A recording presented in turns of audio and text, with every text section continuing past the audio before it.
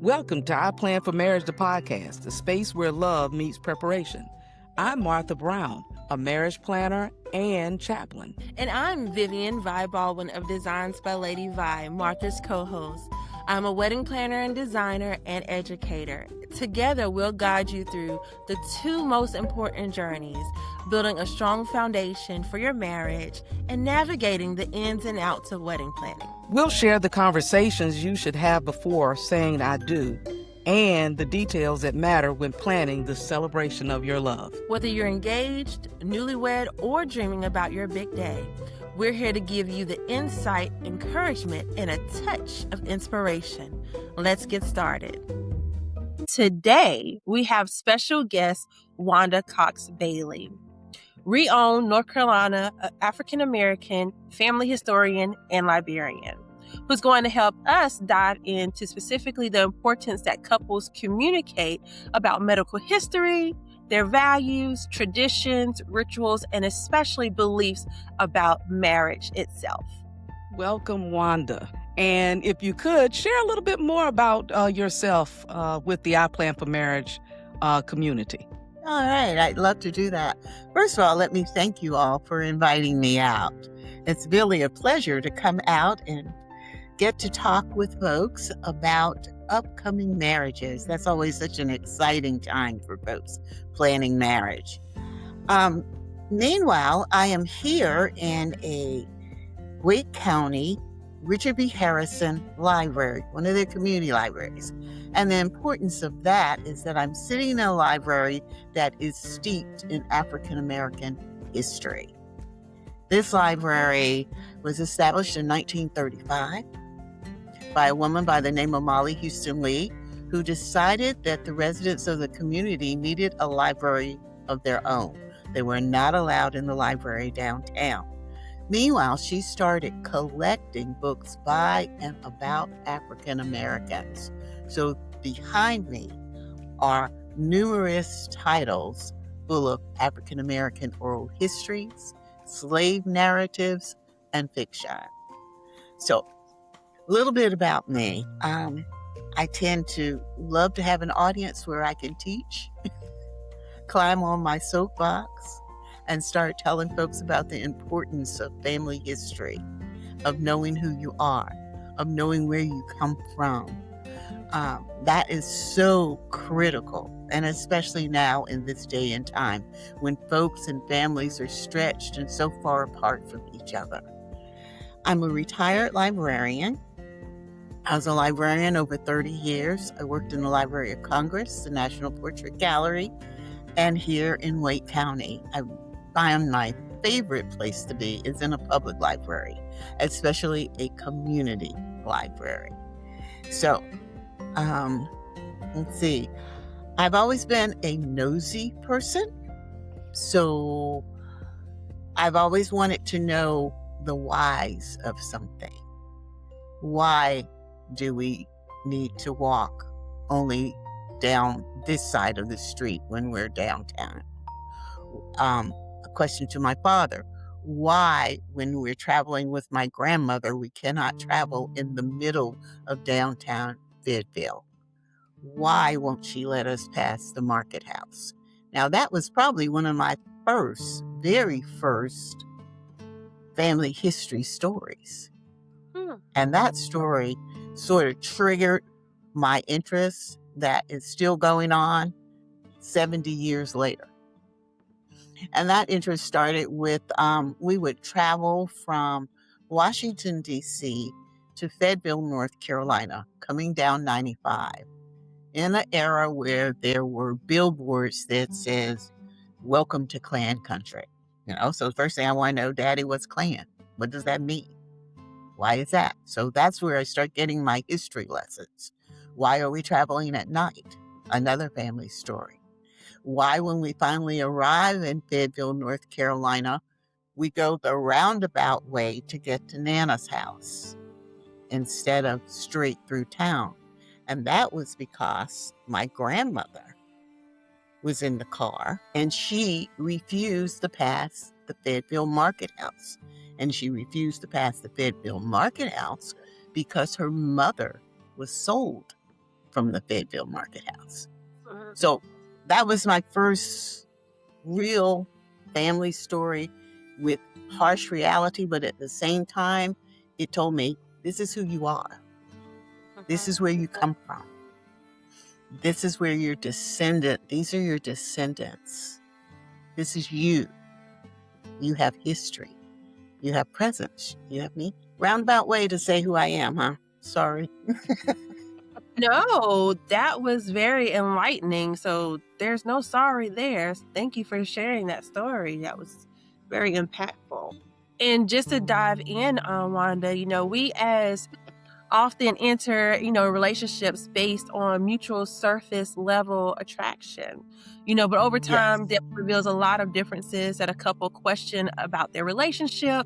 So we here at the I Plan for Marriage, the podcast, focus on the curation of healthy relationship foundations. So please share with us a bit on why it's so important to discuss and determine each other's values, traditions, and rituals early on in a relationship, or even actually before entering into an official relationship. Well, so often folks say opposites attract, and that is true.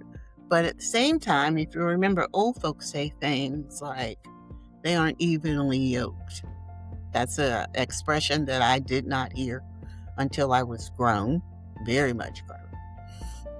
And that sort of signifies where we are. You do want to meet someone that's not like you, exactly like you, but you also want to meet and be with someone who shares similar values and traditions that you do.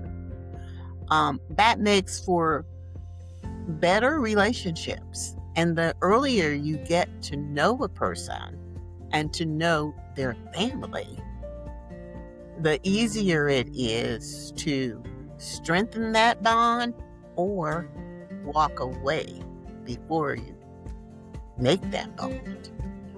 I think probably primarily the first thing everyone thinks of when you're talking family traditions, what's that family like?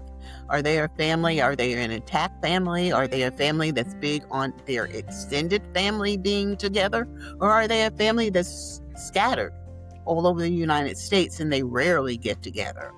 Do the families mesh well together?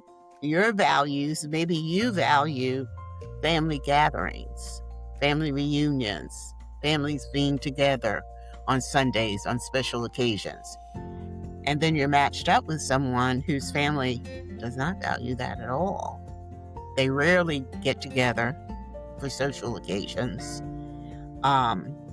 They aren't really certain of their parentage or where they come from or where their relatives migrated from, for that matter. That's very, very important. But at the same time, there are factors that we have to consider. And like I said, the one that most people look at immediately is that relationship kin one. That's the first thing they look at. Are you related? Is she a third cousin once removed? Who's her daddy? We watch a lot of movies on television, especially the ones that are African American based. And, you always get that scene in there where you walk into the room and the matriarch of the family says, well, who's your daddy? Well, that's a very legitimate question. You want to know that. You want to know when you bring a prospective partner home, you and your family need to know who's the daddy. Who's the daddy? Who's his mama? Where does his grandmama live? Where did they go to church? Where did they live? What county did they live in? Were they farmers? Were they rural? Were they educated? All of these traditional values are important because they make up who you are. You just didn't fall out the sky. Environment, physical closeness, biological, all of that is important when you pick a partner. So you need to know these facts. Yeah, so what I hear you say, Wanda, is not only the facts, but also the stories connected to those facts, similar to what you learned as a child traveling with your family, learning and hearing the story of why your grandmother didn't want to take a certain route home. And maybe the stories fill in those gaps about the facts of who this person's father is. Similar to, I don't know why this song comes to my mind, but thinking about the song The Temptations sings. I mean, there's a story. You find out he was a Rolling Stone, but you find out all this other aspect of the story of what kind of Rolling Stone he was. But it's so true, because you think about it. I always tell folks when we're talking about where folks are from, because that's important, surnames. Where are the surnames? And there are certain parts of North Carolina. I'm using North Carolina as an example here. There's certain parts of North Carolina, if you say that you are a Proctor, or you are a Brown, or you are a Cox, for that matter, folks immediately want to know, well, do you have family in Wilson County? Or do you have family in Cumberland County? Because those names are associated with generations of folk who go back as far as some of the large plantations. I mean, around here, Camerons, Cameron Plantation, Stagville. Camerons are out of Stagville. So those things make up who you are, and tell folk what sorts of things are important to you.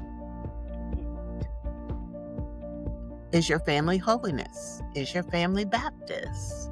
Depending sometimes on where you grew up, that determines your religious background and what you hold close and dear to you.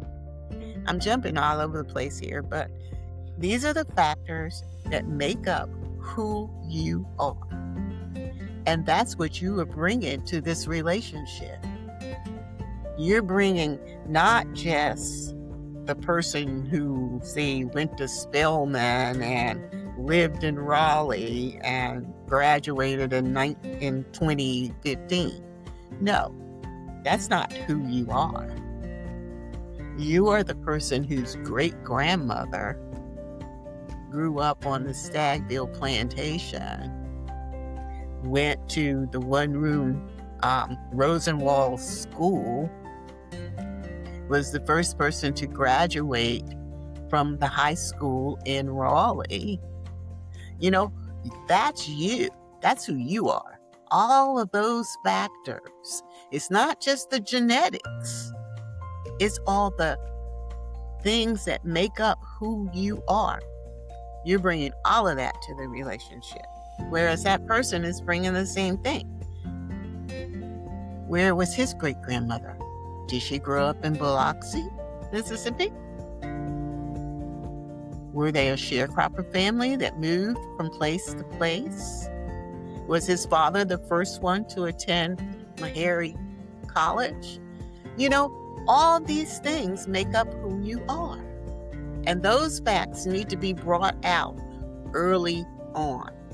People need to know who they are, because that determines what your values are, from whether you are extremely religious or an atheist, whether you are extremely financially frugal or spendthrift.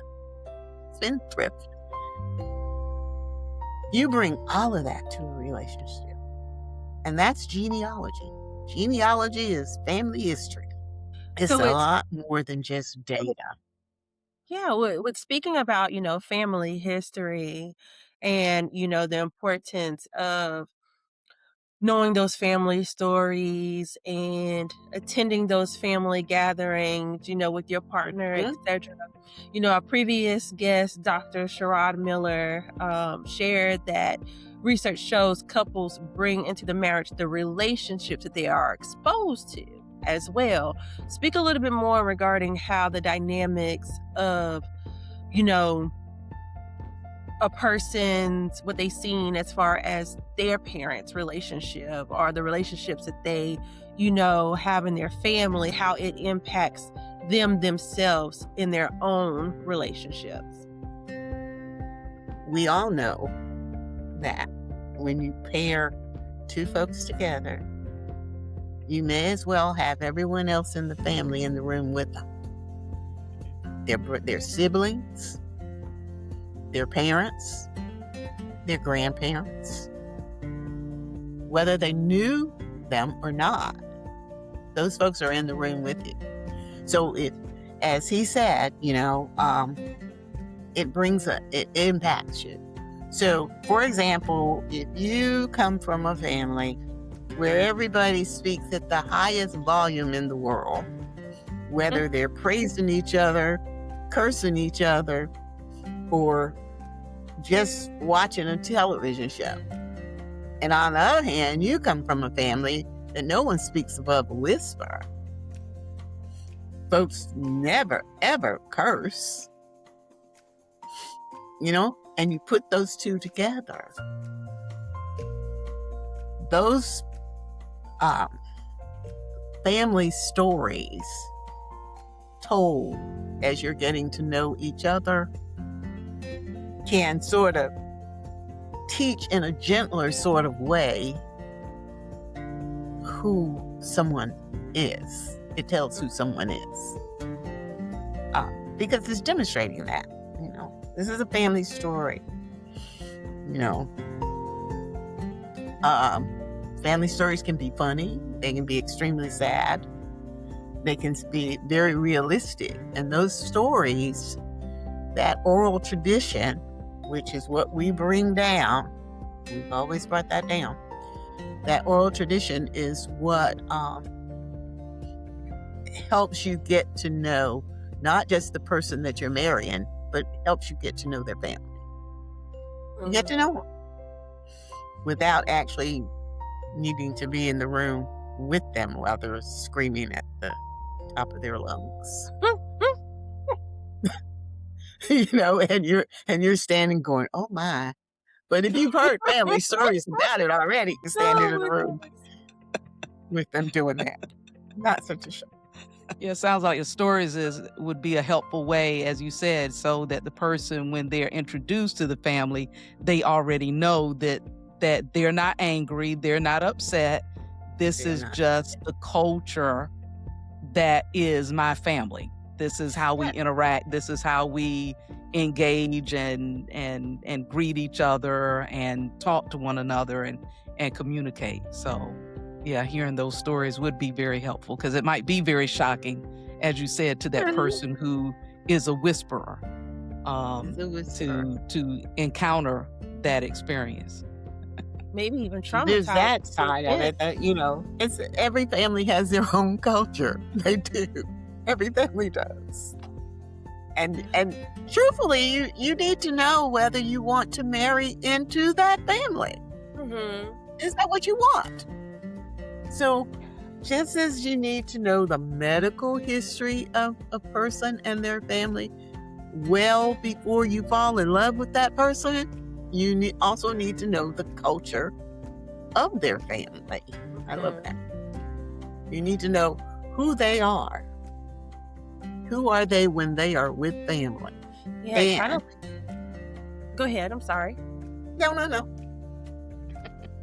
And it kind of leads, almost into, our next question in regarding, with engagements being such an exciting and pivotal point in relationships, Wanda, what advice would you actually give a couple that perhaps haven't had some of the discussions already around, their own beliefs about marriage and navigating uncertainty, as if it should arise within their, engagement period? Well, the first thing I would advise them to do is go out and do DNA. That's the first thing I'm going to advise anybody to do. A couple that's getting ready to marry, you need to test your DNA. First and foremost, to see if you're biologically related. When you think about it, we all, our young people today, and they may have grown up in Raleigh, but they went to school in Florida. They took their first corporate job in New Hampshire. We're everywhere. And that all revolves around the migration that we did following 1863. Blacks left in droves from the South. They went different directions. So it isn't that unlikely that despite the fact that you lived in North Carolina and this other person lived in Wisconsin or California, you may have shared ancestors that migrated to California, and you may technically, biologically, be related. Cousins. We find a lot of those. So like I said, first you want to know medically what's going on. And then you want to get to know that person and their family's history. And there are ways to go about doing that. First and foremost, you want to visit with the family, their family, each other's family. That tells you a lot. It tells you, as Martha said, what the culture is in the family. Are they a very religious family? Are they a family of really good cooks, bad cooks? Or are they a family that meets and greets all the time? Get to know the folks early on. So yes, I know you're engaged, but it's a good thing to keep learning and communicating and getting to know each other well before that wedding day. Then there are ways to explore your family history together. And that too tells you a lot, So that way you're not just like out and out telling each other, hey, I'm testing you out. I'm taking you out on the road to see how you measure up. That's not what you're doing. You're gonna say, let's just explore our family history together. And you do that, there are lots of resources out here now that you can do. So that way you can find out. You can, let's look in the old historical newspapers and you can find out whether or not his great-great-uncle Sam was a mass murderer or not. You can find that out because it will be listed in the Carolinian. You can find out all sorts of things. Were they honored? Did he come from a long line of ministers? Did he come from a long line of educators? Law enforcement people? Where did he get that knack for art? Maybe he inherited it. So you want to actually jump out here and learn some things about not just each other, but about your families. And there are ways to do that. Genealogical ways. Go check the obits. Those are my favorite things. The obits tell you who's your family. Who are you related to? You'd be surprised how many times you can pull up an obituary program and find out that you share cousins. Or for that matter, parents. So what if you have one person that is maybe more self-aware, more knowledgeable, of Mm-hmm. their family that connects with someone that maybe is not as knowledgeable or maybe had no connection to um, their family. Maybe could have been adopted, just a number of things that just have them cut off from their family. How should that conversation go? Because I would imagine it would need to be approached rather delicately, but yet still approached because you are marrying more than just that person. Right. I believe that one would, as you said, approach it gently, but start off by explaining how you went about finding out information about your family and what that journey entailed and how you felt making that journey and how far along you've gotten in that journey. And then asking whether or not they want to explore and find out about their family as well. And you'd start slowly, you'd start, the best way is like family tree. That's easy. And you say, you start at home. You start at home. And you start by asking questions. That person may have been adopted, but until you came along, they never asked their adopted parent, how did I come to be your son or daughter? How did that happen? And folks are sometimes very willing to share that story. Many times they have wanted to share that story for years, but didn't know how to go about sharing it. And with your supportive person by your side, it's easier to start that journey, because it doesn't always end up happily. That's just the honest truth. It just doesn't, I always tell people, okay, folks are always like, I'm going to do DNA. I want to do DNA. But once you've done that swab, you can't take it back. And the answers that you come up with are the reality of the situation. Many times it ends happily. And I've seen it a lot. In fact, I was speaking with someone just last week who found their adoptive mother after, and they're in their early 50s. And it has just been wonderful for them. But I also know folk who have found a parent where it didn't end so happily, and they have been much more dependent on those folks who are close to them to help them get through it.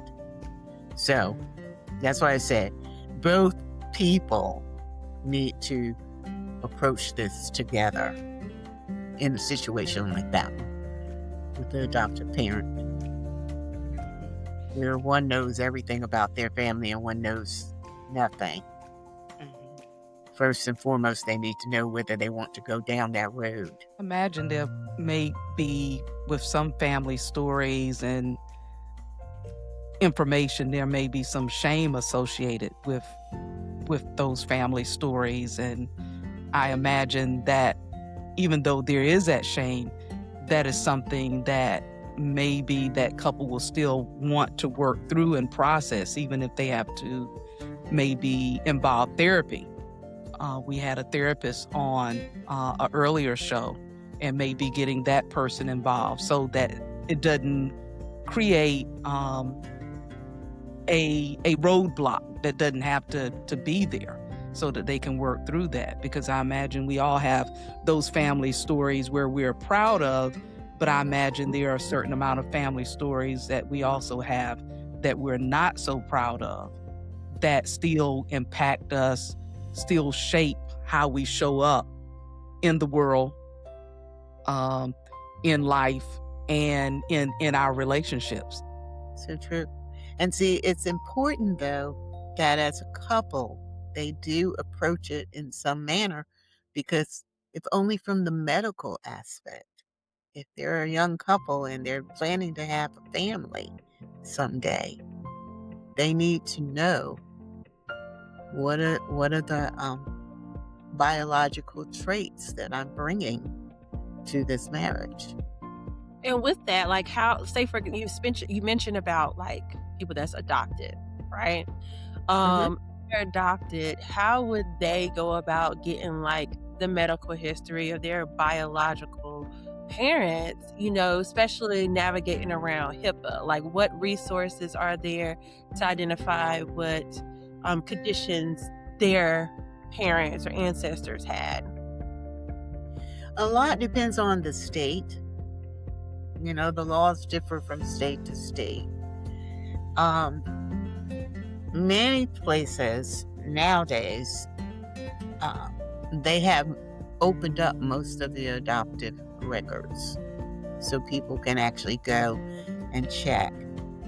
At the same time, we have to remember there are states where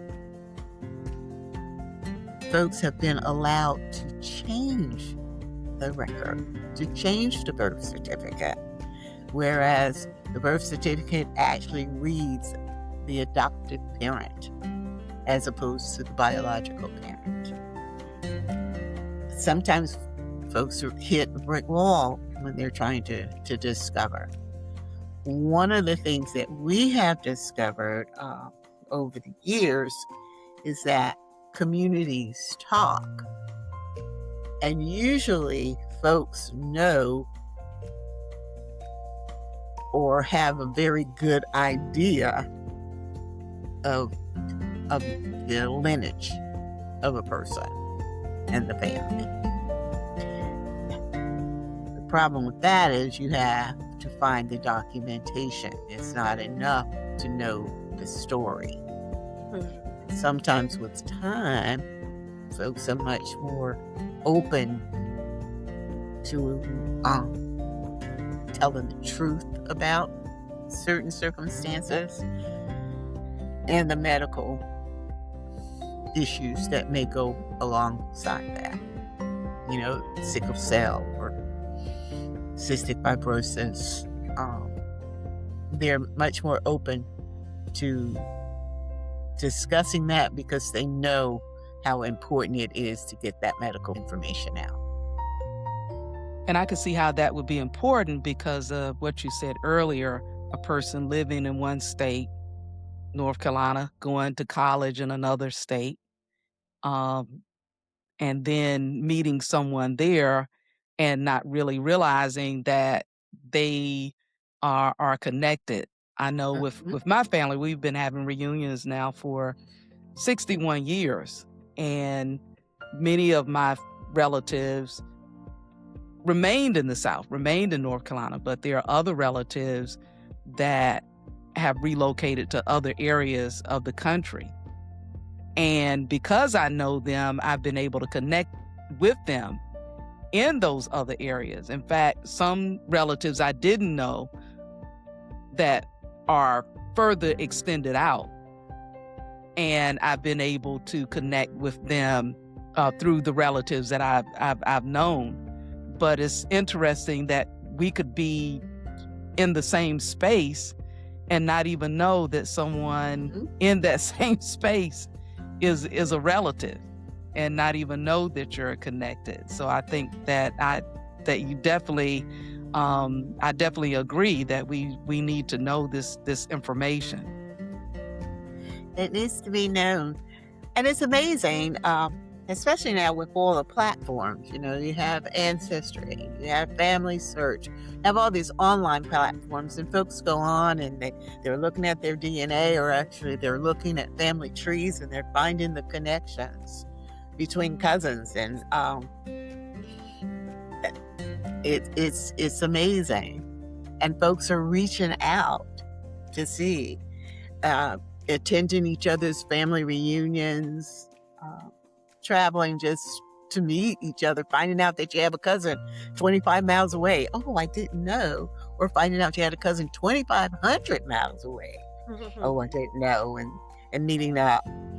Just this weekend, one of my peers called to say that she was meeting a cousin that she'd never met before, but she met her through Ancestry. And the cousin was coming down for a conference, and so they were going to meet at the hotel. We hear a lot about that these days, an awful lot. It's a good thing, but we have to be careful. Sounds like community and belonging are an important part of being human. Yes, And it is. so knowing, as you say, where you've come from, who you are connected to is important, and bringing that within the relationship, especially if you are passing down these stories and traditions and rituals and information to the next generation. That's it. You're passing down, you're passing down all the biological things, but you're also passing down the family itself. What makes up that family? What makes up that family's folkways, you might want to call it. You're passing down recipes. You're passing down skills. You're passing down old heirlooms. All of these things. As a people, we did not have a lot. So what we passed down was extremely important. And a lot of what we passed down was narrative, stories. I bet both of you can come up with stories that you've heard over the years at every family reunion. They come up. Or at every holiday around the table, they come up. And those stories are so important to pass down to your children and your children's children. Especially now, since they are erasing everything. Everything's being erased. And what I usually really talk a lot about when given the opportunity is documentation. It is so important that we start documenting our stories, our history. We need to get it out there. But on the same token, we need to make sure when we're into these platforms like Ancestry, Family Search, Afrogenius, that we are documenting these facts before we actually put them down as facts. Everyone needs to have at least 2 to 3 different ways to prove what they are writing as fact, or setting down as fact. Well, that's awesome. You've given us some great information and tools that I hope that our audience will be able to, I'm pretty sure that they'll be able to use as they connect with one another. And Wanda, I just want to thank you for being our guest on today. Vivian, did you have anything else you wanted to engage or ask? I know as a wedding planner, knowing how people are related is important as you begin to make determinations. I guess couples make determinations as to who is going to be a part of the wedding ceremony or where people are going to sit. Is there any other reason that in your role that you find that genealogy is important? Not necessarily based on what Wanda shared and based on, my thought process. The only thing that I would say that I kind of was curious on, because you mentioned about the DNA test whenever I spoke on, engagement aspect, right? But, in most cases, thinking typical, because of course there's different scenarios, once you get to an engagement, you've been with someone for at least a year, 2 or more, right? And so I'm curious on, would you recommend that like earlier, kind of like once they've identified that they are going to get into a relationship or that it's a committed relationship, like when actually would you recommend someone doing that DNA test as far as a partnership? I would recommend rather early in. Once you've decided, hey, this looks like it's going places, I would ask. So many folks are doing DNA now, they may have already swabbed. So I would just ask, have you taken a DNA test? Okay. Are you connected? There's several of them out now, Ancestry is probably the most popular one. And rather than just out and out asking, I would start by asking how have they gone about tracing their family history. Do you have a family tree? Would be probably my first question before I say, hey, I want to swab you. I would say, I just want to see. I would say, let's explore our family trees. This is my family tree. This is my paternal grandmother. This is my second great grandmother. I would go that route first before I pull out Q-tip. Although they don't do that anymore. They might have them spitting in a cup. But it needs to come out early. It really does. Right. I mean, when you think about all the things that are carried genetically, autism, sickle cell, MS, those are all genetic factors. You want to know, because you can work around these things most times, but you do want to know. We want to invite you all to come out and join us. There are 4 chapters here in North Carolina of AUGS, which is the Afro-American Historical and Genealogical Society. We'd love to help you explore your family tree, get to know about other resources that are available, and explore your local history. Well, I don't know about Vivian, but I have done some of that work, and it is really fascinating. I've been to some of the conferences that AUGS has put together, and I've learned so much about the importance of family history. I wish some things that I've learned from my family, I wish I would have known earlier. I probably wouldn't have gotten in trouble. And I don't mean I was dating a cousin, okay? So some of their temperament and some of their personality, I wish I would have known a little earlier. I would have had a little bit better understanding of myself. So again, thank you so much for joining us on this, our podcast, and being our guest. We hope our community learned something, as I know that I have, and the information about AUGS we'll make sure is added at the end of the podcast. Wonderful. Thank you so much for having me. It's been a joy.